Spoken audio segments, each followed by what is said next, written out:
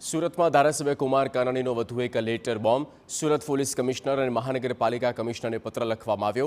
વરાછામાં ઠેર ઠેર ખોદકામ મુદ્દે રોષ વ્યક્ત કરવામાં આવ્યો છે.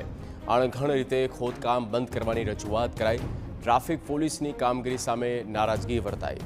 પોલીસ માત્ર હેલ્મેટનો દંડ વસૂલતી હોવાના આક્ષેપો થયા અને પોલીસ ટ્રાફિક નિયમન નહીં કરતી હોવાના પણ આક્ષેપો થયા. આ મામલે ઝડપી ઉકેલ લાવવાની પણ માંગ કરવામાં આવી છે. જે વિસ્તાર ટ્રાફિકવાળો હોય, જે મુખ્ય રસ્તાઓ છે, એ રસ્તાઓ પર કોઈ પણ વિકાસનું કામ કરવું જોઈએ તો ટ્રાફિકની સમસ્યાને ધ્યાનમાં રાખીને કરવું જોઈએ.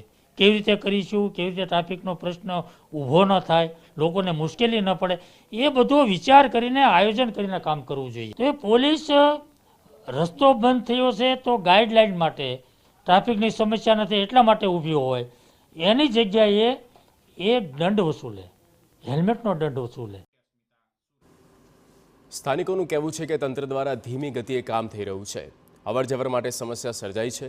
તંત્ર સમસ્યાનો નિકાલ કરે અને વેરામાં રાહત આપે તેવી માંગ કરી.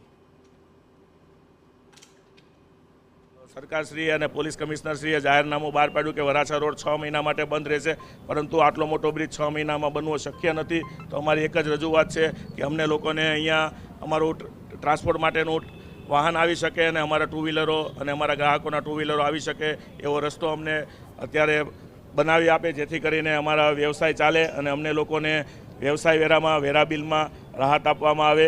જ્યારે અમને એડવાન્સમાં એવી કોઈ નોટિસ આપવામાં પણ નહોતી આવી કે હાલ અમે આ તારીખથી આ તારીખ સુધી અમારો રોડ રસ્તા બંધ કરવાના છીએ.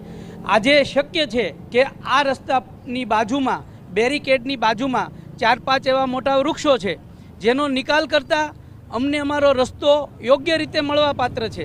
તો શક્ય હોય તો ઇમિડિયેટલી પહેલાં એ વૃક્ષોને હટાવવામાં આવે, જેથી કરીને એ વૃક્ષો હટશે તો એની પાછળ અમારા બધાને યોગ્ય રસ્તો મળે એમ છે.